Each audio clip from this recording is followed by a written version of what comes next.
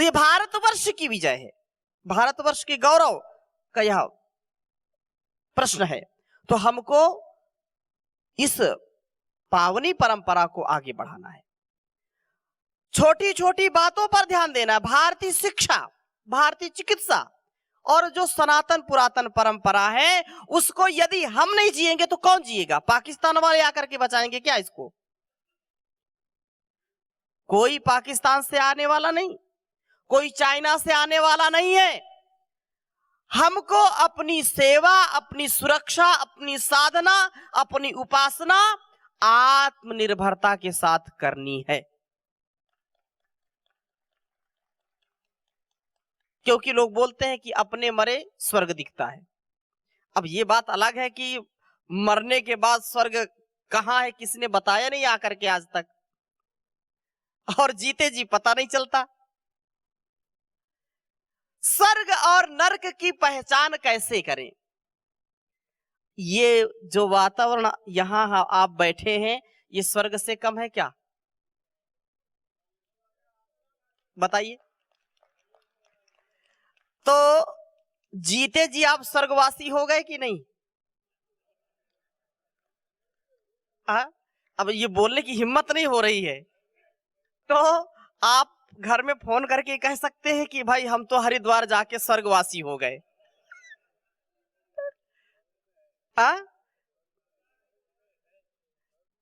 एक बिल्कुल बहुत अच्छी बात है, यही स्वर्ग है, यही नरक है। जहां आनंद है, जहां प्रेम है, जहां सौहार्द है, जहां एक दूसरे का सम्मान है, वहीं पर स्वर्ग है।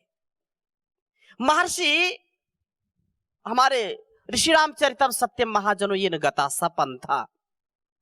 एक बार आचार्य चाणक्य नगर में टहल रहे थे। सेवा का और सत्कार का, इस संसार के उपकार का जो मर्म है, चाहे घर हो चाहे बाहर हो, हमको अपने संस्कृति, अपने संस्कारों को जीना कभी नहीं भूलना चाहिए, क्योंकि यही स्वर्ग जैसा वातावरण बनाता है। तो आचार्य चाणक्य महामात्य एक बार नगर में टहल रहे थे और नगर में टहलते टहलते कई लोग उनके पीछे हो लिए कि क्योंकि वो जल्दी से पकड़ में आते नहीं थे तो लोग पीछा करने लगे। आचार्य कहाँ आज आप यहाँ नगर में कैसे टहल रहे हैं? या तो आप अपनी कुटिया में तपस्या करते हैं या तो राजमहल में रहते हैं, न्याय व्यवस्था या जो भी व्यवस्था होती है, आज यहाँ कैसे आप दर्शन दे दिए? आचार्य चाणक्य कुछ बोले तो बहुत भीड़ हो गई, क्या बात है, मामला क्या है? तो आचार्य से जब रहा नहीं गया कि उत्तर तो देना ही पड़ेगा, तो बोले कि मैं यहाँ देख रहा हूं कि यहाँ पर नरक कितने हैं, कितने यहाँ शमशान बने हुए हैं, नगर के अंदर शमशान कितने बने हैं, इसका निरीक्षण कर रहा हूं मैं। लोग चुप हो गए। फिर एक ने हिम्मत जुटाई, कहा कि आचार्य आप कुछ भूल रहे हैं क्या? क्योंकि शमशान तो नगर के बाहर होते हैं, नगर के अंदर तो शमशान होते नहीं। चाणक्य ने कहा नहीं, मैं बिल्कुल होशो हवास में हूं, मैं देख रहा हूं कि नगर में शमशान कितने हैं। सबने कहा कि आचार्य हम आपकी बात का आशय समझ नहीं पाए, कृपया हमको समझाइए। अब उन्होंने जो श्लोक कहा है, मेरी माताएं भी यहां बैठी हैं और आप भी सब बैठे हैं यहां पर, एक बात समझिए, एक श्लोक हमारे जीवन को बदल सकता है। क्या कहा चाणक्य ने?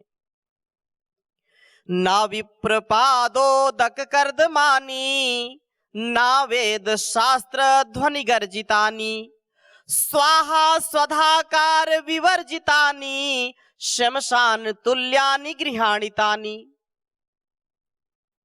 आचार्य ने कहा कि सुनो नगरवासियों, ना विप्रपादोदक कर्दमानी, जिस समाज में, जिस नगर में, जिस घर में विद्वान, धार्मिक और देश का, समाज का उद्धार करने वाला जो अतिथि है, जिस घर में अतिथि का सम्मान नहीं है, जिस घर में अतिथि जाए और उस घर के लोग उसके पाद प्रक्षालन ना करें, उसको आतिथ्य ना दें, उसको प्रेम से बिठाए नहीं, खिलाए नहीं, तो वो घर शमशान के समान है। इसलिए कहा अतिथि देवो भव। और लोग लिखते थे पहले संस्कृत में अतिथि देवो भव, फिर लोग लिखने लगे स्वागतम, फिर क्या लिखने लगे दरवाजे पर, शुभ लाभ, फिर लिखने लगे वेलकम। और वेलकम का वो हमारे उधर बैठे जगमाल जी, दिल्ली में खूब है, बड़े बड़े गेट पर बड़े बड़े मोटे अक्षरों में लिखा है कुत्ते से सावधान। दरवाजे पर क्या लिखते हैं, कुत्ते से सावधान। अब बताओ कोई अतिथि, कोई बेचारा व्यक्ति अपने कपड़े फड़वाने थोड़े जाएगा किसी घर। ये इतनी गिरावट आ गई है, उस गिरावट को, उस मिलावट को हमको ऊपर से हटाना है और पवित्रता को ऊपर लाना है। अतिथि देवो भव। अब अतिथि का तात्पर्य ये भी लोग कहते हैं कि अतिथि जिसके आने की कोई तिथि ना हो, क्या है, अतिथि। तो अब कोई रात्रि में, दिन में कोई चोर उचक्का लुटेरा आ जाए, वो भी अतिथि है क्या? कोई तिथि बता के तो आएगा नहीं। तो अतिथि की परिभाषा ये है कि जो धार्मिक है, जो देश और समाज की सेवा में निस्वार्थ भाव में सर्वत्र जो भ्रमण करके लोगों को जागृत करता है, अपने ज्ञान से, अपने मनसा वाचा कर्मणा, वही अतिथि कहलाता है। इसलिए अतिथि देवो भव, अतिथि की सेवा हमको करनी चाहिए। दूसरी बात कही आचार्य ने, ना वेद शास्त्र ध्वनि गर्जितानी। जिस घर में वेद शास्त्रों की ध्वनि नहीं होती, वेद मंत्र नहीं बोले जाते, जहां पर श्लोक नहीं बोले जाते, जहां पर दर्शनों के सूत्र नहीं बोले जाते, वो घर शमशान के समान है। क्षमा करिए, इस्लाम को मानने वाले जो घर में लोग होते हैं, इस्लाम को मानते हैं, उनके घर में क्या मिलेगी, कुरान मिलेगी। और छोटे छोटे बच्चे भी उर्दू, अरबी, फारसी सब सीखते रहते हैं, करते हैं कि नहीं। जो ईसाई हैं उनके यहां क्या मिलेगी, बाइबल। और अनिवार्य रूप से वो चर्च जरूर जाएंगे, जाते हैं कि नहीं जाते। बाइबल किस भाषा में लिखी है, अलग अलग भाषा में लिखी, अंग्रेजी तो मिलेगी ही मिलेगी, वो उनको पढ़ने को मिलता है। जो सिख हैं वो गुरु ग्रंथ साहिब को पढ़ेंगे, उसका पाठ करेंगे, गुरुद्वारा जाएंगे। हम कहते हैं कि हम गर्व से कहो हम हिंदू हैं। प्रश्न ये है कि किन किन घरों में वेद हैं। हमको अपने सनातन पुरातन परंपरा की रक्षा के लिए हर घर में वेद, उपनिषद, दर्शन, गीता, रामायण, महाभारत रखनी चाहिए कि नहीं, रखनी चाहिए। और रख करके कुछ लोग फिर केवल उसकी पूजा पाठ करते रहते हैं, केवल अगरबत्ती जलाएंगे, आरती उतारेंगे। तो वो ज्ञान तो उससे पढ़ने से आएगा ना। ना वेद शास्त्र ध्वनि गर्जितानी, जहां पर वेद शास्त्रों के मंत्रों का, श्लोकों का वाचन नहीं होता, बड़े से लेकर के छोटे बच्चों तक जहां पर इसको पढ़ते नहीं, वो घर शमशान के समान है। मैं संकेत मात्र कर रहा हूं। और आज परम पूज्य श्री स्वामी जी महाराज को आस्था संस्कार पर देख देख करके, पतंजलि गुरुकुलम के बच्चों को देख देख करके आज घर घर में गीता के श्लोक छोटे छोटे बच्चे याद कर रहे हैं, वेद मंत्र याद कर रहे हैं। भारत बदल रहा है कि नहीं बदल रहा, बदल गया। ये स्वर्ग है। और अगली बात क्या कही है, सेवा की बात। कहा कि स्वाहा स्वधाकार विवर्जितानी, स्वाहा स्वधाकार विवर्जितानी श्मशान तुल्यानि गृहाणितानि। ये श्लोक का जो भाग है, क्या कहता है कि स्वाहा स्वधाकार विवर्जितानि, जिस घर में रोज आहुति नहीं दी जाती, जहां रोज यज्ञ नहीं होता है, जहां स्वाहा स्वाहा करके सब पूरा घर भर मिल करके यज्ञ नहीं करता, वो घर शमशान के समान है। ये भारतवर्ष की परंपरा रही है, प्राचीन काल से हर घर में यज्ञ होता था। घर को अंग्रेजी में क्या कहते हैं सीए साहब? होम कहते हैं ना। घर को कभी हाउस नहीं कहते, क्या कहते हैं? होम कहते हैं, HOME, होम। अंग्रेजों ने तो समझ लिया कि जहां रोज होम होता है, जहां रोज आहुति दी जाती है, उसको होम कहते हैं। और हम भूल गए। बड़ों से, बच्चों से पूछो, पिताजी क्या करते हैं? पिताजी सेना में हैं। पिताजी क्या करते हैं? व्यापारी हैं। पिताजी क्या करते हैं? पिताजी प्रिंसिपल हैं। माता क्या? हाउस वाइफ है। क्या जमाना है। मातृदेवो भव। तो माता जो गृह लक्ष्मी कहलाती है, मां जो उस घर का प्राण है, हमने बच्चों को क्या सिखाया? तो जब हम अपने घर परिवार को बिठा करके यज्ञ करेंगे, आहुति देंगे, तो निसंदेह हमारा घर स्वर्ग बनेगा। और ये अनेक रोगों को, दोषों को दूर करने का बहुत बड़ा उपाय है। अभी 10 वर्ष, 20 वर्ष, 25 वर्ष पीछे जाएं, और हो सकता है अभी आप में भी लोग रोज नित्य हवन करते हो, या जो हवन नहीं करते तो माताएं क्या करती हैं, जल्दी से उसमें चावल गुड़ घी डाल करके जिस चूल्हे में भोजन बनाती उसी में आहुति दे दी, इसके बाद भोजन मिलेगा। तो ऐसे विचार से, ऐसे व्यवहार से हम अपने जीवन को ओतप्रोत करें। ना स्वाहा स्वधाकार विवर्जितानि। स्वाहा मतलब देवताओं के लिए, ओम इंद्राय स्वाहा, ओम प्रजापतये स्वाहा, ये बोलते हैं ना। तो ये जो स्वाहा स्वाहा बोलते हैं, ये देवताओं के लिए है। अग्निर्वै देवा नाम मुखम। अग्नि में जो कुछ भी हम डालते हैं वो देवों तक पहुंचता है, ठीक है।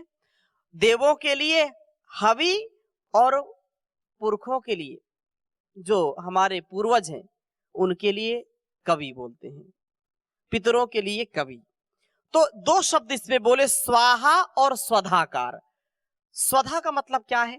स्वधा का मतलब यह है कि अपने माता पिता, अपने बड़ों का, अपने घर परिवार वालों का सम्मान करना, उनको अपनी सेवा से तृप्त करना। जिन घरों में अपने माता पिता का सम्मान बच्चे करते हैं, जिन घरों में बड़ों का सम्मान लोग करते हैं, जहां पर नित्य प्रति उनकी सेवा शुश्रूषा करते हैं, जहां पर औषधि या भोजन की, वस्त्रों की, धन की जैसी जैसी आवश्यकता बड़ों को होती है, सक्षम संतान उनकी सेवा करती है, तो वही स्वधा कहलाती है, जीवित माता पिता की। अब इसी को श्राद्ध, इसी को तर्पण कहते हैं। संतान अपने माता पिता की सेवा करे और सेवा से उनको तृप्त कर दे, तो वो तर्पण कहलाता है। क्या कहलाता है? तर्पण। और श्रद्धा से किया हुआ, श्रद्धा से, विश्वास के साथ, निष्ठा के साथ, प्रेम के साथ अपने से बड़ों की सेवा जहां पर होती है, बड़ों का सम्मान जहां पर होता है, वास्तव में वही घर स्वर्ग के समान होता है।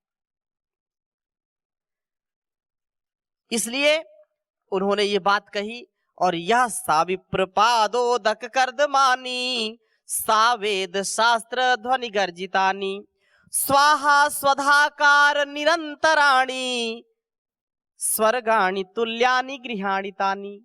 ये घर स्वर्ग के समान बन जाते हैं, जहां पर नित्य प्रति योग, यज्ञ, संध्या, हवन पूरा घर भर बैठ करके करता है। तो ये हमको सबको मिलकर के करना है। और चौथे पन में तो विशेषकर ब्रह्मचर्य काल में, गृहस्थ काल में, और वानप्रस्थ और सन्यास में तो परोपकार के लिए है। यद्यपि संसार का उपकार जितना एक सन्यासी, जितना एक ब्रह्मचारी कर सकता है, उतना अन्य लोगों के लिए कठिन कार्य है। ये महर्षि देव दयानंद का कथन है।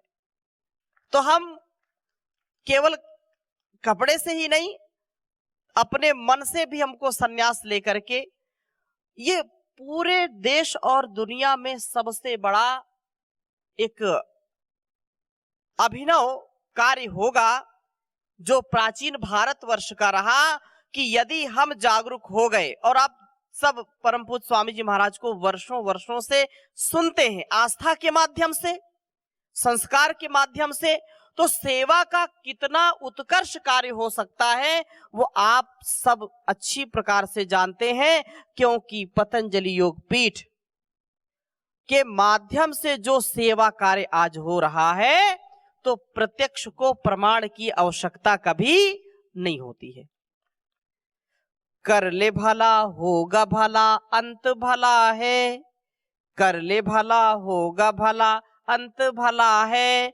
बस यही संसार में जीने की कला है। बस यही संसार में जीने की कला है। बस यही संसार में जीने की कला है। तो इस कला से हम अपने आप को इतना अभिषिक्त कर लें कि एक पल का नैराश्य हमारे जीवन में ना आए, और ऐसी हताशा निराशा जब व्यक्ति को नहीं सताती है, तो वह सर्वथा सर्वदा उत्कर्ष को प्राप्त होता है। हमारा जीवन अपकर्ष के लिए नहीं है, हमारा जीवन पतन के लिए नहीं है, हमारा जीवन किसके लिए है? उत्थान के लिए है। वेद का आदेश है कि आप ऊपर उठो। उद्यानम ते पुरुष नावयानम, अय मनुष्य मैं तुझको नीचे गिरने के लिए नहीं बनाया हूं, ऊपर उठने के लिए बनाया हूं। तो हम ऊपर उठे, पतन से बचें। और एक कवि ने बहुत सुंदर बात कही है कि संसार आज की जो स्थिति है, व्यक्ति क्या करता है? कमाई करता है। पहले विद्या किस लिए दी जाती थी? विद्या ददाति विनयम, सा विद्या या विमुक्तये। विद्या किस लिए होती थी? व्यक्ति की मुक्ति के लिए। मुक्ति किससे? अपने लोभ से, काम से, क्रोध से, ईर्ष्या से, छल कपट से, अपने दुर्गुणों से, दुर्व्यसनों से मुक्त हो गए, अहंकार से मुक्त हो गए। और जब इन बुरी चीजों से मुक्त हो गए तो मुक्ति तो होनी ही होनी है। लेकिन यदि व्यक्ति इनसे मुक्त नहीं हुआ तो कैसे उस परमात्मा की भक्ति से युक्त होगा, योग से कैसे युक्त होगा?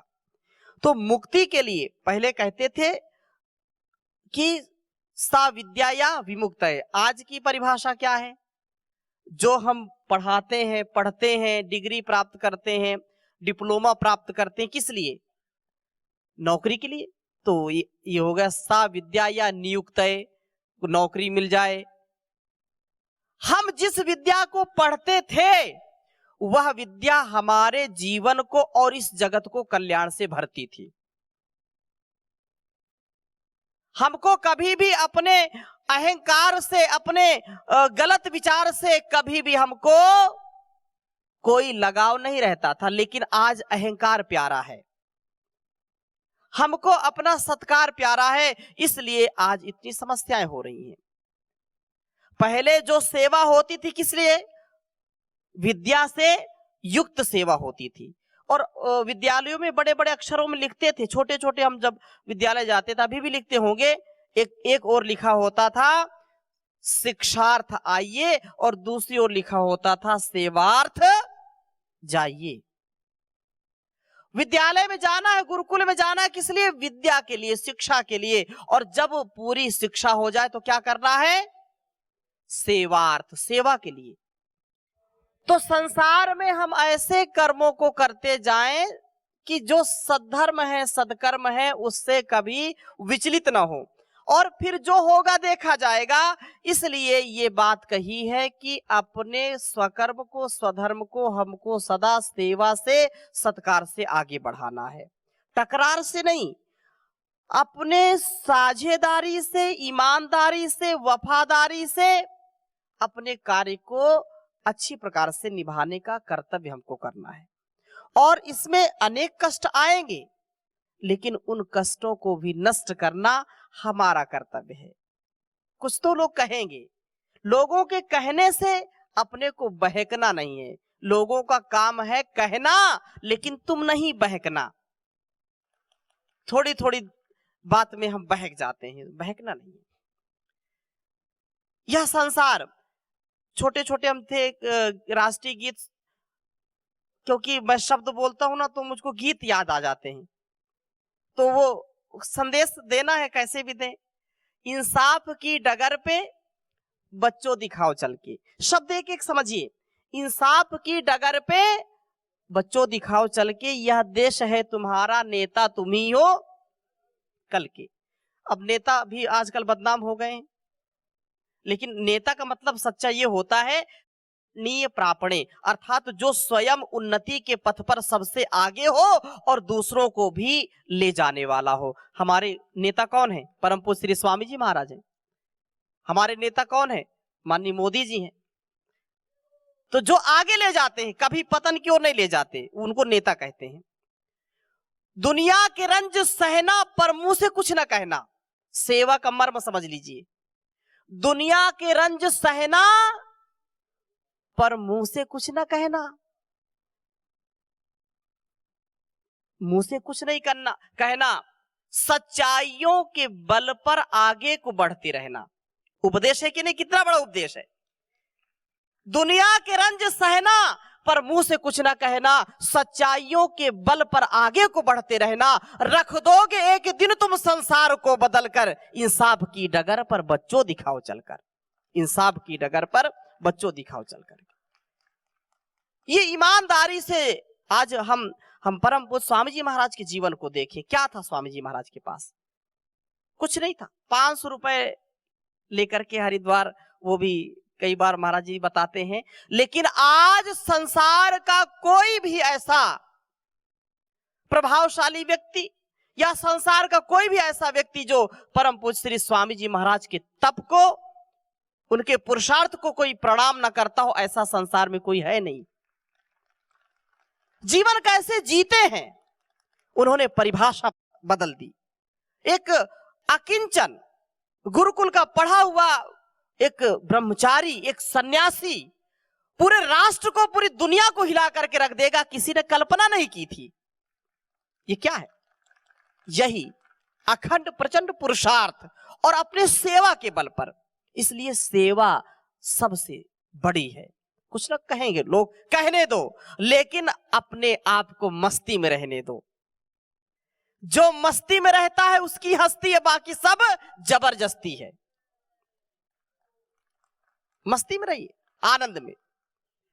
कुछ तो कहेंगे लोग तो हमको एक पल के लिए मुस्कुराहट हमारे होठ पर देखना ही नहीं चाहते।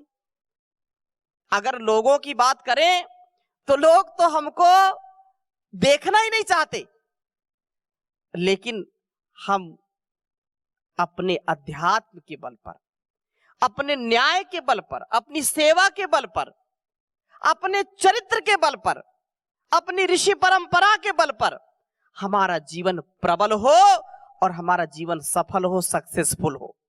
इसलिए वेद के अनुकूल जीवन जीना, शास्त्र के अनुकूल जीवन जीना।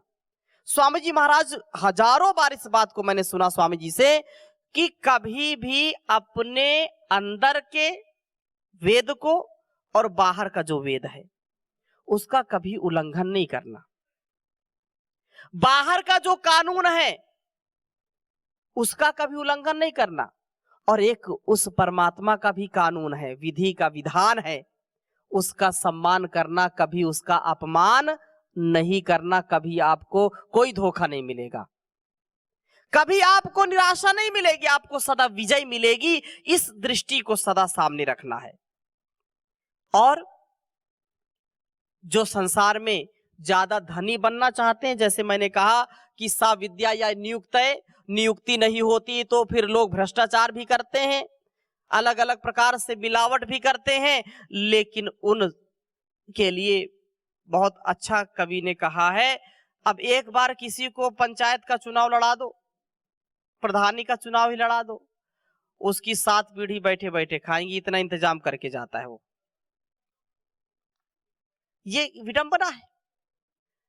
हमारे राजा, हमारे जो प्राचीन काल के शासक प्रशासक होते थे, उनका त्याग, उनकी तपस्या समाज को, राष्ट्र को अच्छा बनाते। अभी भी जो अच्छे लोग हैं उनका सम्मान करना चाहिए, नहीं तो क्या स्थिति है आज रोज देखते हैं आप।